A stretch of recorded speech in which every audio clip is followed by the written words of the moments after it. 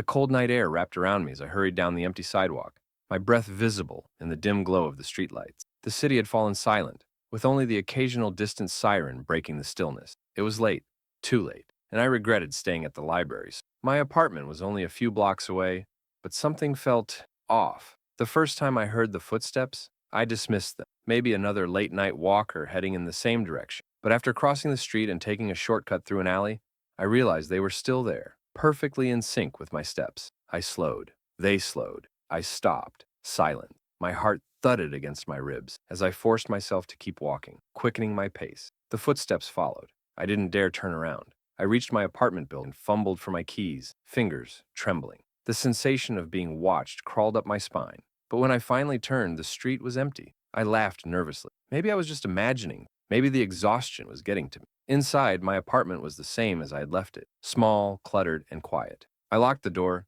double-checking it before heading to my bedroom. The silence felt heavier than usual. As I slipped under my covers, the paranoia lingered. That night, I dreamt of footsteps. The next few days followed the same pattern. The feeling of being watched, the footsteps that never revealed their source, the creeping dread that someone was there but never seen.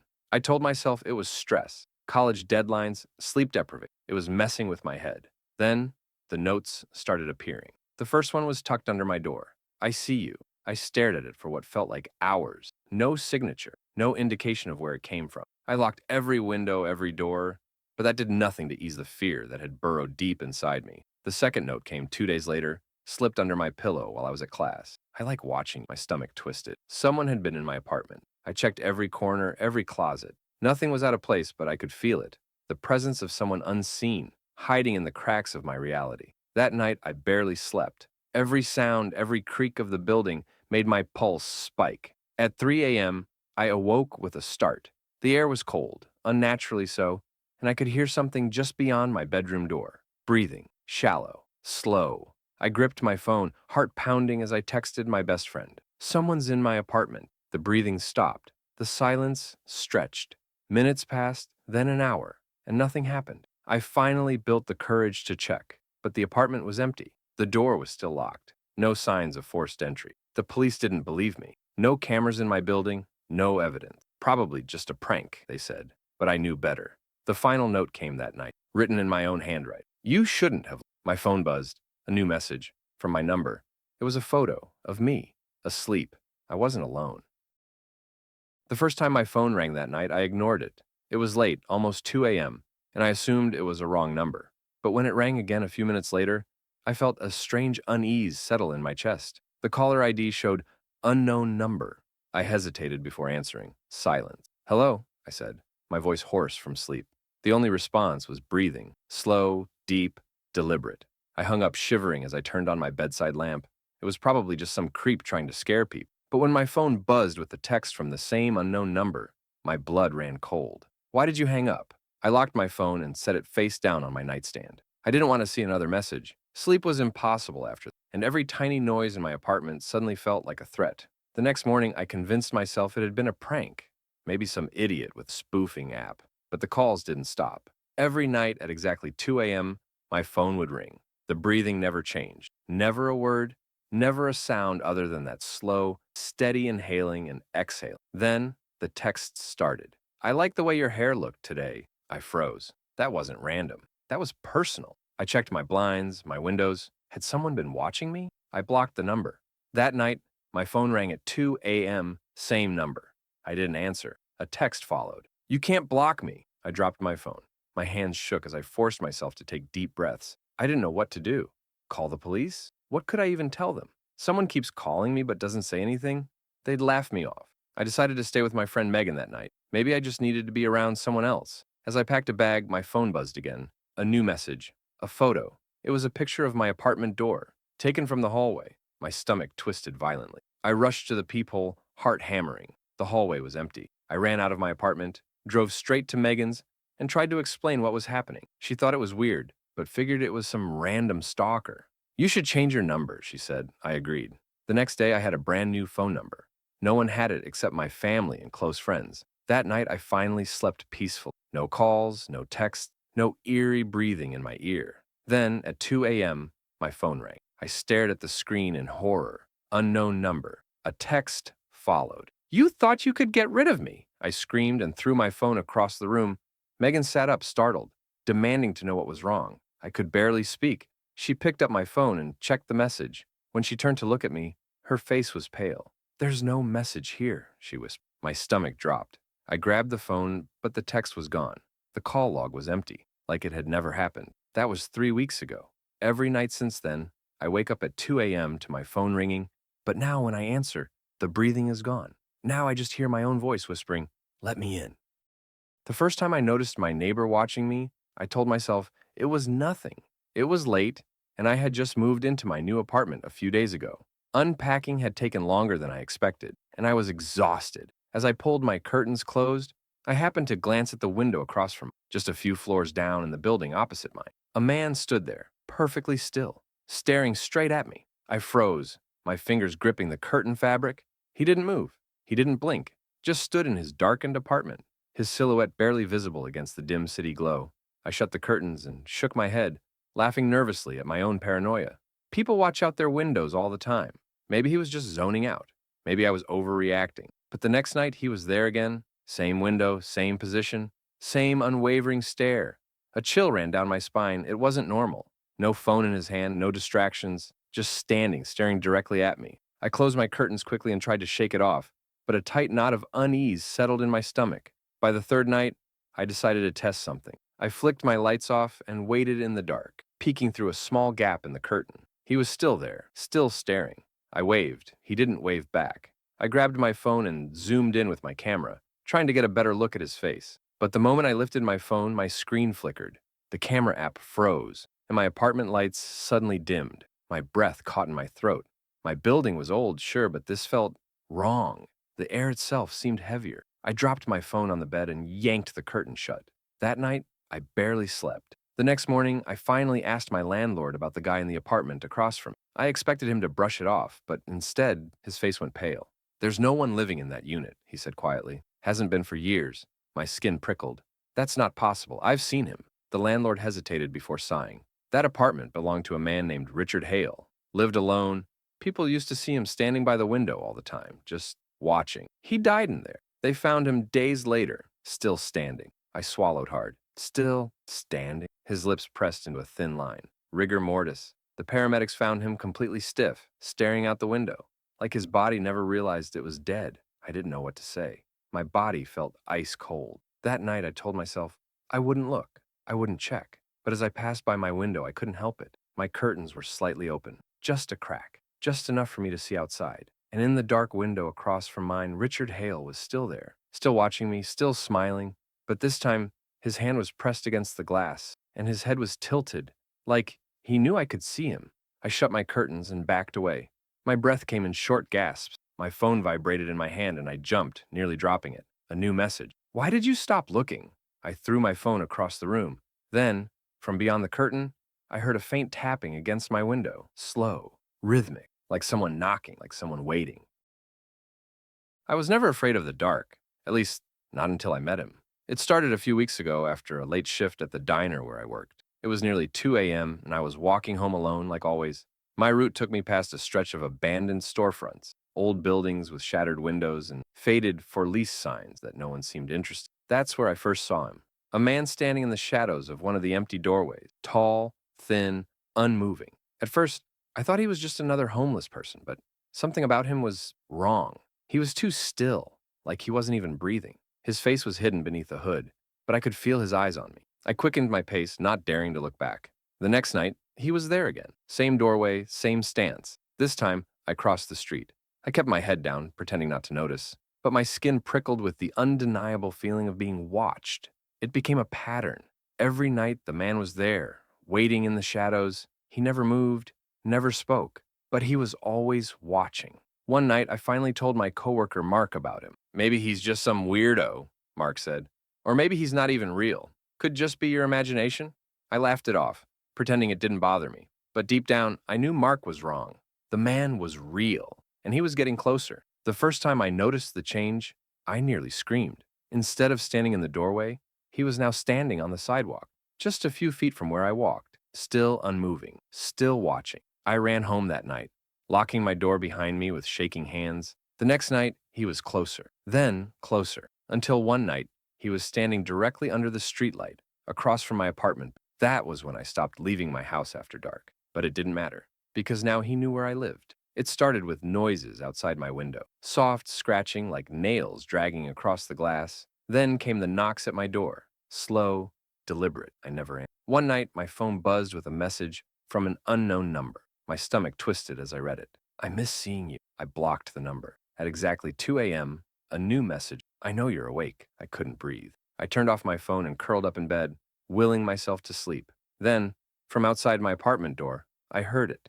The slow creak of someone stepping closer. A pause. Then, a whisper. Let me. I squeezed my eyes shut, heart pounding. Minutes passed. Then, hours. When the sun finally rose, I found a slip of paper under my door. A photo of me, sleeping. I moved out the next day. But last night, I got a text. I found you.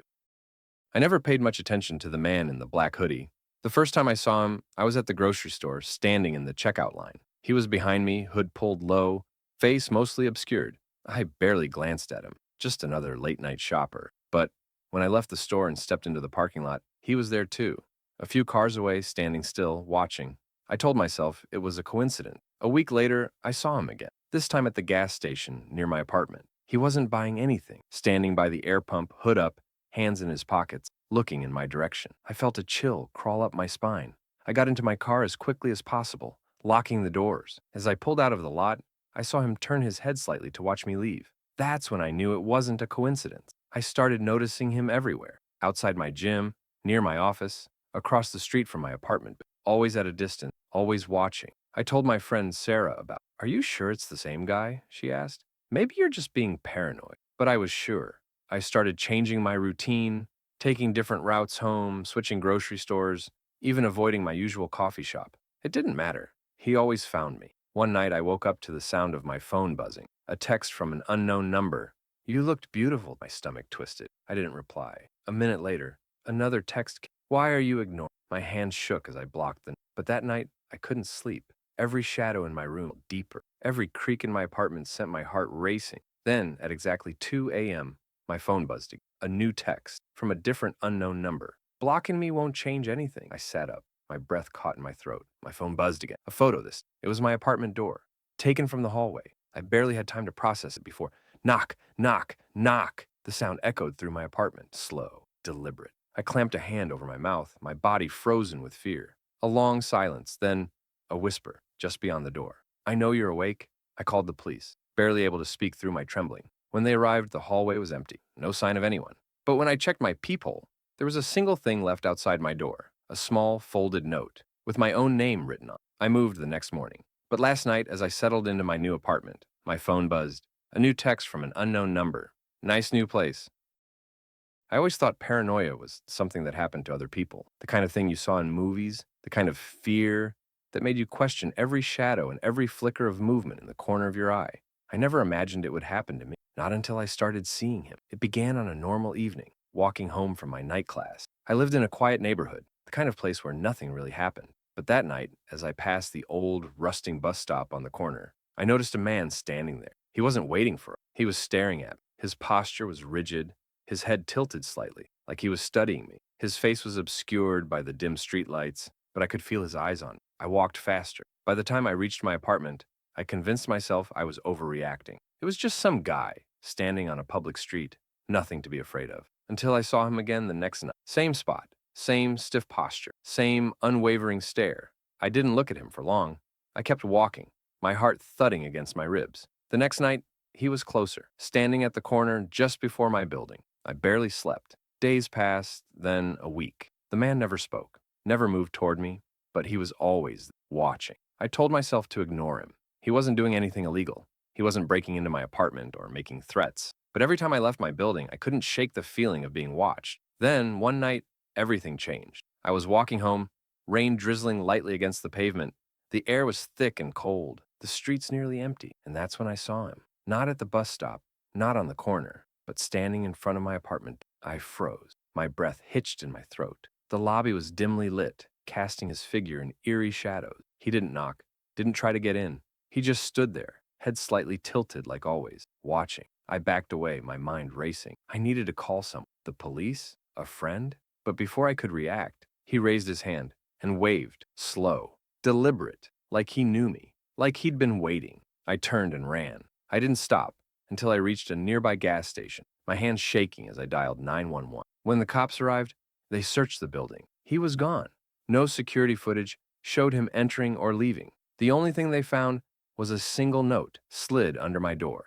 I picked it up with trembling fingers. One sentence was scrawled across the paper. I like watching you sleep. I moved the next day, but 2 weeks later, as I was leaving my new apartment, I saw something that made my stomach drop. Across the street, standing perfectly still in the shadows, he waved. I never used to lock my bedroom door at night. I lived alone in a small apartment on the second floor, and the building itself was safe enough. The front entrance had a key code lock, and my unit had solid deadbolts. There was no reason to be afraid. At least that's what I thought. The first time I noticed something strange, it was small. My bedroom window, one I never opened, was unlocked one morning. I brushed it off, assuming I must have forgotten to latch it properly. Then I started waking up to odd things. My closet door slightly open when I swore I'd shut it.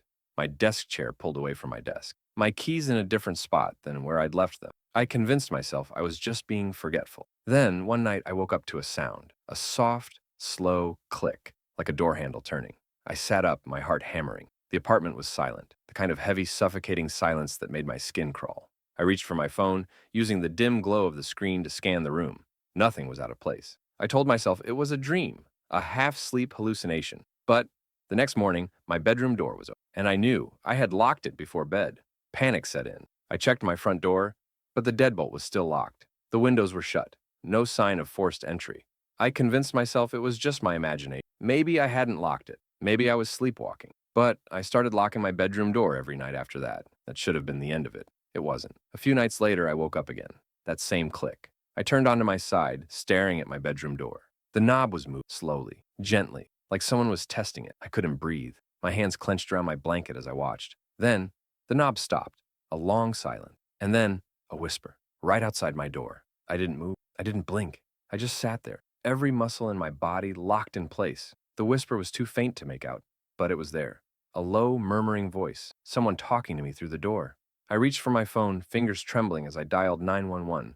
The moment I pressed call, the whispering stopped. Everything was silent again. When the police arrived, they searched the apartment. Nothing was missing. No signs of forced entry, no footprints. But the lock on my bedroom door had been picked. I had my locks changed that same day, installed a new security system, bought a camera for my bedroom, and for a while I thought I was safe, until one morning I checked my phone. The camera had captured something during the night. At 3:47 a.m., my bedroom door had slowly opened. A figure stood in the doorway, not moving, not entering, just standing there, watching me sleep. I moved out that same week, but sometimes I still wake up in the middle of the night, and I swear, I hear someone whispering through the door. I never thought much about the man across the street. He lived in the old brick house directly facing my apartment, the one with the overgrown yard and boarded-up windows. I'd see him sometimes, standing on his porch, staring at nothing in particular. A tall, thin man with sunken eyes and a face that always seemed just a little too pale. At first, I assumed he was just another eccentric neighbor, the kind who kept to himself. Then, one night, I caught him staring at me. It was late. I had just gotten home from work and was about to close my curtains when I noticed him standing at his window directly across from mine. His silhouette was barely visible behind the glass, unmoving, watching. I shuddered and shut my blinds. Maybe he hadn't even been looking at me. Maybe it was just a coincidence. But the next night, he was there again. Same window, same stillness. This time I turned off my lights, leaving just a sliver of space between my blinds as I watched. He didn't move for nearly an hour. Then, slowly, his head tilted to the side, as if he knew I was watching it. I locked my windows. That days passed. I did my best to ignore him, but every time I glanced outside, he was there, watching. I started feeling paranoid. Every creak in my apartment made my skin crawl. Every shadow outside made my heart race. Then, the notes started appearing. The first one was slipped under my door. A small piece of paper with a single sentence, written in shaky, uneven handwriting. I like the way you move. I locked every door and window. The second note came 2 days later. I hear you breathing at night. I couldn't sleep. Every noise outside made me jump. I started keeping my phone in my hand, my heart pounding at every notification. The third note was a photograph of me, taken from outside my apartment. I called the police. They checked the security footage from my building's entrance. No one suspicious had been caught on camera.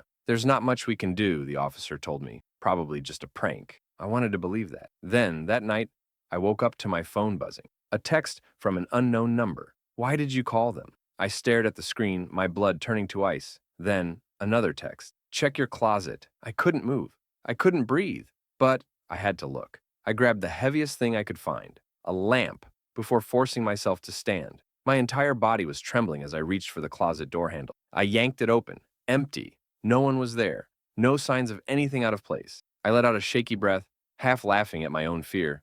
Maybe it really was a prank. Then, a new text. You shouldn't leave your window unlocked. My stomach twisted. Slowly, I turned my head. The window, the one directly behind me. The lock was undone and the blinds were slightly open, just enough for someone to see inside.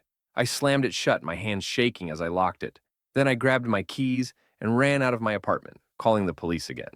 By the time they arrived, there was no sign of anyone. But on my kitchen counter, there was one last note. See you soon. I moved out the next morning. But last night, as I was walking to my car in my new neighborhood, I felt it, that familiar sensation of being watched. I turned my head, and there, standing beneath a streetlight, was a tall, thin man with sunken eyes, his head tilted to the side, smiling. I always loved working the late shift at the bookstore. There was something peaceful about it, just me, the dim glow of the lamps, and the smell of old paper filling the air.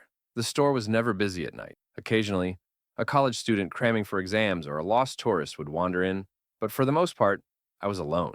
Or at least I thought I was. The first time I noticed him, it was nearly closing time. A man standing outside just beyond the glow of the streetlights. He didn't come in. He just stood there, his figure barely visible in the darkness. At first, I thought he was just a passerby, someone waiting for a ride or lingering in thought. But then I saw him the next night, and the next, always standing in the same spot, always watching. I told myself it was just a coincidence. Maybe he was homeless, or maybe he worked nearby and just happened to pass by at the same time every night. But then, one evening, just before I locked up, I turned back toward the glass doors, and he was closer, standing just outside, still watching. I swallowed hard, pretending not to notice as I locked the doors and hurried to my car. That was the first night I felt the fear, the kind of fear that clings to your skin, makes your stomach twist into knots. I didn't tell anyone at first. I felt stupid. What could I even say? There's a man standing outside my workplace every night. That wasn't a crime. But then, things got worse. One night, as I was shelving books in the back, I heard the bell chime from the front entrance. I hadn't heard the door open. Heart pounding, I stepped out from behind the shelves. The store was empty. The door was locked. I walked slowly to the front desk, scanning the aisles. Maybe I had imagined. Then I saw it. A book, sitting in the middle of the counter. I knew for a fact I hadn't put it there. I picked it up, my hands cold with dread. The cover was plain, no title, no author. Just an old, faded hardcover. I flipped it open, and my breath caught in my throat. The pages weren't blank. They were filled with photos of me. Some were from inside the store, others from outside, walking to my car. One was from inside my apartment. I dropped the book. My vision swam as panic set in. Then the phone rang. I nearly screamed at the sudden noise. My shaky hands fumbled to pick it up. I didn't even say hello. But a voice, low, whispering, spoke first. Did you like my gift? I slammed the phone down and ran. I don't remember much after that. Just calling the police, shaking, barely able to get the words out. They found no fingerprints on the book, no sign of forced entry, no security footage showing anyone entering or leaving. The next day, I quit my job. I packed my things and moved across the city into a building with security cameras and locked gates. For a while, I felt safe, until last night. When I got home, there was a package waiting outside my door. No address, no name. I shouldn't have opened it, but I did. Inside was the same book and a new photo, one of me sleeping. I never thought much about my night walks. Living in a quiet suburban neighborhood, I always felt safe. I liked the way the streetlights cast long shadows across the pavement, the rhythmic sound of my footsteps against the concrete. It was my time to clear my head, to breathe in the cool night air. Until the night I realized I wasn't walking alone. It started subtly, a prickle on the back of my neck, a sense of something just out of sight. I'd glance over my shoulder, expecting to see an empty street, but there was always a figure. Far behind me, just barely within the glow of the streetlights, a man walking at a steady pace. At first, I told myself it was nothing, just another night walker, a neighbor heading home. But every night, he was there. No matter what time I went out, how far I walked, he was always exactly the same distance behind me. Never closer, never farther, always watching. I started changing my route, doubling back, making random turns. Each time my pulse would quicken, my hands would grow clammy. But no matter what I did, he was still there. One night, I decided to test it. I stopped walking. He stopped too. My breath hitched.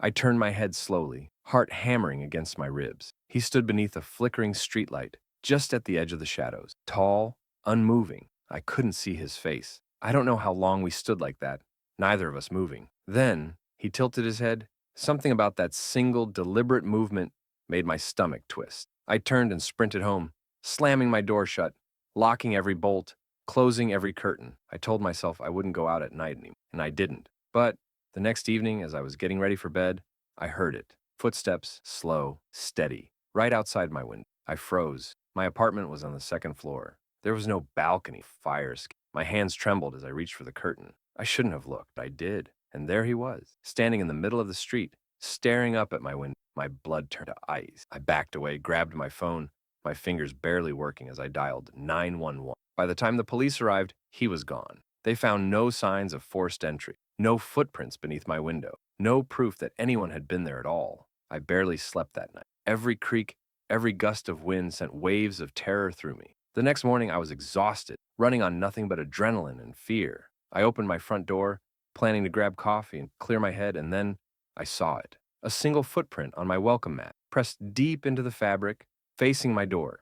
I moved out that same day, but even now, even after changing cities, after locking every window, every door, I still feel it. That same prickle on the back of my neck, that same creeping fear. And sometimes when I pass a darkened street or an empty sidewalk, I swear I see a figure just at the edge of the shadows, watching.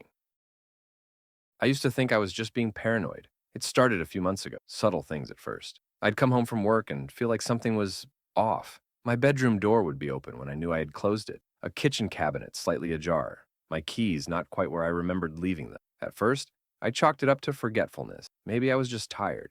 Maybe I wasn't paying attention. Then, I started hearing things. A soft creak from the floorboards when I was home alone. The sound of breathing, so faint, so distant. I thought it was my mind playing tricks on me. And the feeling, that awful, crawling sensation of being watched. I convinced myself it was stress, maybe even anxiety. I was working long hours, barely getting enough sleep. It was just my imagination. Until the night I woke up, and my closet door was open. I never sleep with my closet door open. A sharp, cold dread settled in my stomach. My heart pounded as I stared into the darkness, my breath coming in shallow gasps. I reached for my bedside lamp with a shaking hand, but before I could turn it on, I heard it. A whisper, so quiet, so close. I like watching you sleep. I bolted out of bed, flipped on every light, grabbed the nearest object, a lamp, and threw open the closet door. Nothing. No one was there. But the next morning, I found something that made my blood run cold. A footprint. A single, muddy footprint. In the middle of my bedroom floor. I called the police. They searched my apartment, checked the locks, looked for any signs of forced entry. Nothing. Probably just your imagination, of the officer said. Maybe you left a window open and some dirt blew in. I wanted to believe that. I needed to believe that. But then, 2 nights later, I woke up again. This time, my bedroom door was open, and I always locked it before going to sleep. I sat up slowly, my body rigid with fear. My room was silent, but I could feel it. Something was wrong. And then, my phone buzzed, a notification. My blood turned to ice when I saw the message. An unknown number, a single image. It was a picture of me, taken while I was sleeping. I couldn't breathe. My hands trembled as I dialed 911, barely able to form words as I begged them to send some. The police arrived with. They searched my apartment again, checked the locks, found nothing. But I knew. I knew someone had been there. I didn't sleep that night, or the next. I kept every light on, every door locked, a knife under my pillow. And then, the final message. This time, it wasn't a picture, just 4 words. Check under your bed. I didn't move. I didn't breathe. I sat there, my body frozen, my mind screaming at me to run. And then, the bed creaked, like someone was shifting their weight. I was out of my apartment in seconds, ran barefoot into the street, screaming for help. The police arrived and searched everything, and this time, they found something. A handprint, smudged into the dust under my bed. I moved out the next day. But sometimes, even now, when I wake up in the middle of the night, I feel it, that same cold dread, that same whisper of breath in the darkness, and I wonder. I always kept my blinds closed at night. It wasn't paranoia, it was just a habit. Something about the idea of an open window in the dark made me uneasy, like someone could be watching me from the outside, but habits break, and one night I forgot. I didn't even realize it at first. I was too tired to care, too exhausted from work, to notice that my bedroom window, facing the quiet street below, had the blinds pulled halfway up. I climbed into bed, set my phone on the nightstand, and turned off the light. I don't know how long I slept before I woke up. Something felt wrong. I turned onto my side, blinking blearily. My room was bathed in faint moonlight. That's when I saw it. A shadow. Not in my room. Outside, standing on the street. My stomach twisted as I propped myself up on my elbow, squinting against the darkness. There was a man, tall, unmoving, staring up at my window. My breath caught in my throat. I told myself it was nothing. Maybe just a drunk neighbor. Maybe someone lost, looking for direction. But he didn't move, didn't look around, didn't even shift his weight. He just stood there, watching. I wanted to look away, to roll over, pull the blanket over my head and pretend I never saw him. But I couldn't. Then he took a step forward. My pulse spiked. My body went rigid as he moved closer, slowly, deliberately. Another step. I reached for my phone with trembling hands, fumbling to turn on the screen. My fingers barely worked as I tapped the emergency dial. But before I could hit call, my phone buzzed. A message from an unknown number. 4 words. Why did you move? I froze. My stomach dropped. My skin cold with fear. How did he know? I didn't look back at the window. I couldn't. My breath came out in shaky gasps as I tapped out a response. Who is this? No answer. I sat there, my heart pounding, my body locked in place. Minutes passed. I didn't dare move, didn't dare breathe too loudly. Then, another buzz, another message. Close your blinds. I dropped my phone. I couldn't take it in. I lunged for the cord and yanked the blinds shut with a violent snap. My hands shook as I backed away from the window, my knees weak, my entire body trembling. I didn't sleep that night, didn't move from my bed, didn't check my phone. Morning came like a lifeline. Sunlight streamed through the cracks in the blinds, and for the first time in hours, I could breathe. I picked up my phone with hesitant hands, my thumb hovering over the screen. No new messages, no missed calls. Maybe it was a prank. Maybe I had imagined it. I swallowed hard and, against every instinct, pulled the blinds open just a crack. The street was empty. No sign of the man. No footprints in the snow. Just stillness. Relief washed over me, but only for a second, because as I turned away from the window, I saw it. A single handprint on the glass, on the inside. I always hated working late. My office was in a high-rise downtown, the kind of place that felt lively and busy during the day, but eerie and hollow after dark. Most of my coworkers left by 6, but on this particular night, I was stuck finishing up a project alone. At around 10:30 p.m., I finally stretched, rubbing my tired eyes, and decided I'd had enough. I shut down my computer, grabbed my coat, and headed for the elevator. The hallways were silent, the air heavy with that strange, stagnant feeling buildings get when everyone is gone. I pressed the down button and waited. The numbers above the elevator flickered as it slowly ascended. 8, 9, 10. Then it stopped. I frowned. I was on the 15th floor. A second later, the number flickered again. The elevator was moving, but in the wrong direction. 14, 13, 12. It was going down, but it had never reached me. A strange chill crept up my spine. I pressed the button again, hoping maybe it was just a malfunction. The elevator stopped at the lobby. The doors didn't open. Then, slowly, it started coming back up. 1, 2, 3. I stepped back. Something about this felt off. When it reached the 15th floor, the doors slid open, and I felt my heart stop. The elevator was empty, but the moment I stepped forward, my phone buzzed. A new message from an unknown number. Don't get in. I stared at the screen, my breath caught in my throat. My hands trembled as I glanced around the empty hallway. I felt like someone was watching me. The elevator doors began to slide shut, and for a split second, I considered ignoring the message. Maybe it was a prank. Maybe it was nothing. Then my phone buzzed again. I see you. The air left my lungs. I spun around, scanning the hallway. It was completely empty, silent. My pulse pounded in my ears as I backed away from the elevator, my entire body screaming at me to run. And then, just before the doors closed, I saw it. A hand, pale, bony fingers, curled around the edge of the doorframe from the inside. I stumbled back, my throat tightening as the elevator doors slammed shut. The numbers flickered, but the elevator didn't go down. It went up. 16, 17, 18. Higher than the building even had floors. I turned and ran. I don't remember taking the stairs, don't remember bursting through the emergency exit, don't remember how I got home. But I do remember the last text I received. One final message, just as I locked my door and collapsed onto my bed, shaking. You were smart, this time. I never worked late again. I always take the same route home from work. It's a quiet walk, mostly through residential streets with just a few dim streetlights along the way. I never thought much about it until the night I realized someone was following me. It was late, probably close to midnight. I had stayed overtime at work and was exhausted. my mind foggy as I made my way home. At first, I wasn't paying attention, but then I heard footsteps, soft, steady, too steady. I told myself it was just someone else walking home. I wasn't alone in this city, after all. But as I turned a corner, something changed. The footsteps stopped. I swallowed hard, forcing myself to stay calm. Maybe they had turned down another street. Maybe it was just my imagination, but when I started walking, so did they. My heart began to pound. The sound of my own breathing became deafening as I resisted the urge to look over my shoulder. I quickened my pace, my apartment still 4 blocks away. The footsteps matched me, faster, closer. I turned onto another street, hoping, praying they'd disappear. But the moment I rounded the corner, my phone vibrated. A message from an unknown number. Why are you running? A cold wave of fear washed over me. I finally looked back, and my stomach dropped. There was a figure standing at the end of the street, tall, motionless, completely shrouded in darkness, watching me. I turned and ran. My apartment was 3 blocks away. I didn't care who saw me, didn't care if I looked crazy. I sprinted, my breath coming in ragged gasps. Another message. Slow down. Tears blurred my vision as I shoved my keys into my apartment door. My fingers fumbled as I twisted the lock, throwing myself inside and slamming the door shut behind me. Silence. For a moment, I just stood there, heart pounding, ears ringing. I forced myself to check my phone, my hands trembling so hard I almost dropped it. One more message. Nice place, but you should really lock your windows. A sharp creak sounded from my bedroom. I wasn't alone. I never thought much about my neighbor. He was just another face in the apartment complex, someone I occasionally passed in the hallway or saw taking out the trash. Middle-aged, quiet, always wearing the same faded hoodie. I barely noticed him, until the night I realized he had been noticing. It started with small things. I'd leave my apartment in the morning and feel like my door had been unlocked, even though I was sure I locked it the night before. My mail would sometimes be open, but never missing anything. Once, I found my bathroom window slightly ajar, even though I never opened it.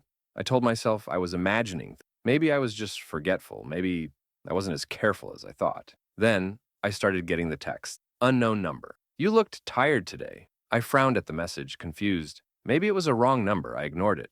The next night, another one. Unknown number. Red looks nice on you. I was wearing a red sweater that day. Panic prickled up my spine. I replied, "Who is this?" No response. I tried to shake it off, but I started feeling like I was being watched. Walking to the store, heading to work, sometimes I'd catch a shadow moving just out of sight.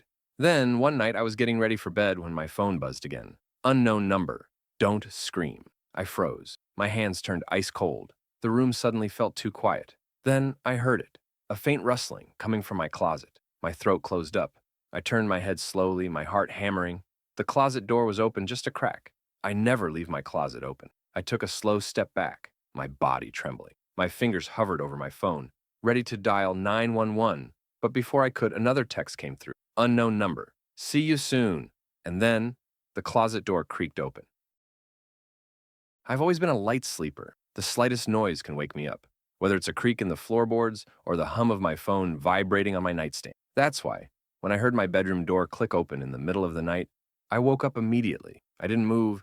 I didn't even breathe. I just lay there, frozen in the darkness, my heart pounding. My bedroom door was supposed to be locked. I always locked it before bed. But now, it was open. A soft, shuffling sound reached my ears, like someone was slowly stepping inside.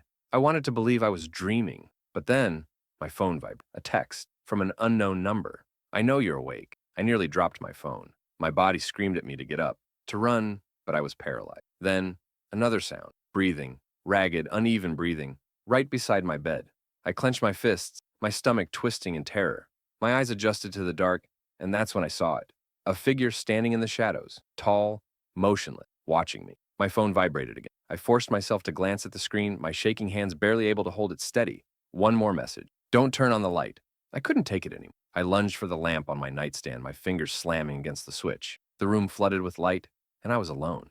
The door was shut. The air was still, like nothing had ever been there. My breath came out in short, panicked gasps. I checked my phone again. The messages were gone. No call log, no notifications, nothing. I barely slept for the rest of the night, my eyes glued to the ceiling, waiting for anything to happen. Morning eventually came, but I didn't feel safe. I checked my door again. It was locked, just like it always was. Maybe I had imagined it. Maybe I was just overtired. That's what I told myself, until I checked my closet and saw the footprints leading out. I used to love my night run. There was something peaceful about jogging through the quiet streets after most of the city had gone to sleep. The air was crisp, the sidewalks empty.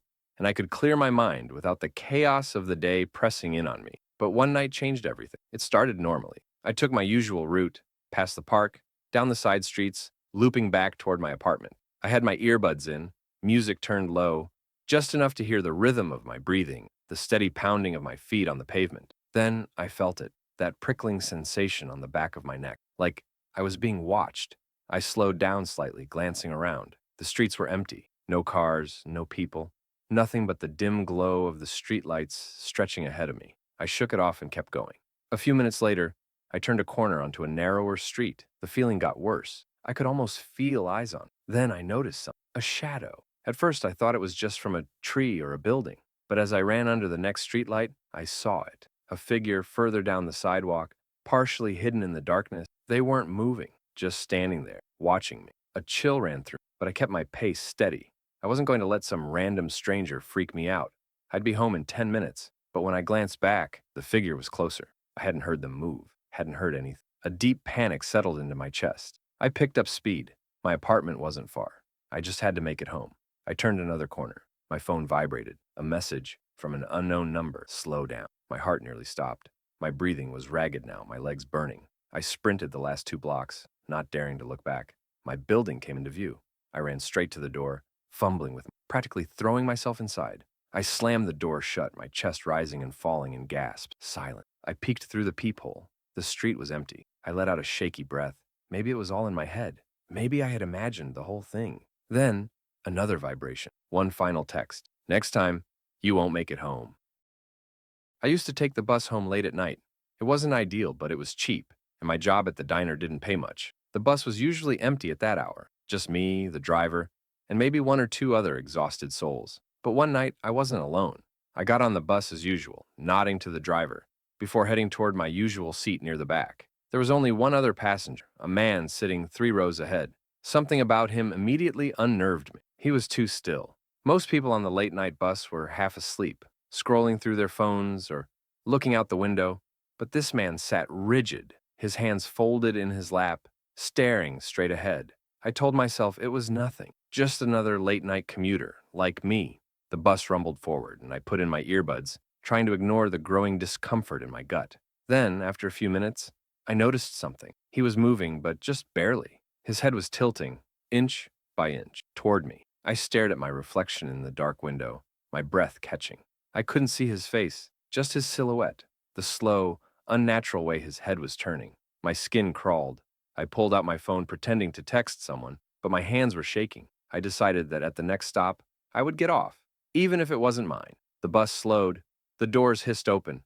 I grabbed my bag, heart pounding, but I wasn't fast enough. The man stood up and turned to face me. I saw his face for the first time. Wide, unblinking eyes, lips curled into the faintest hint of a smile. I bolted. I didn't care where I was. I jumped off the bus and ran for the nearest streetlight, sucking in cold air, my legs shaking. The bus doors shut. The engine rumbled. I turned, expecting to see the bus pull away, but it didn't. It just sat there. The man stood inside, just behind the door, staring out at me. His mouth was moving, whispering something. Then, slowly, he lifted his hand and waved. The bus finally pulled away, disappearing down the dark road. I never took the bus again. I worked the night shift at a small gas station off the highway. It's usually quiet, just a few truckers stopping for coffee, the occasional lost traveler asking for directions. I've never had any real trouble, until the night he came.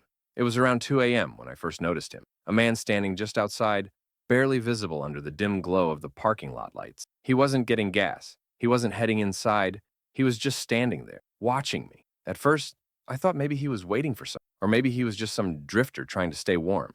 But there was something off about the way he stood. Too still, too rigid, like he was holding his breath. Minutes passed. He didn't move. I tried to ignore him, pretending to focus on the register, but my hands felt clammy. The air in the station felt too quiet. Then, the automatic doors slid open. I looked up. No one was there. I swallowed hard, my heart thudding. I glanced at the security cameras, but the screen flickered. Just for a second, like static on an old TV.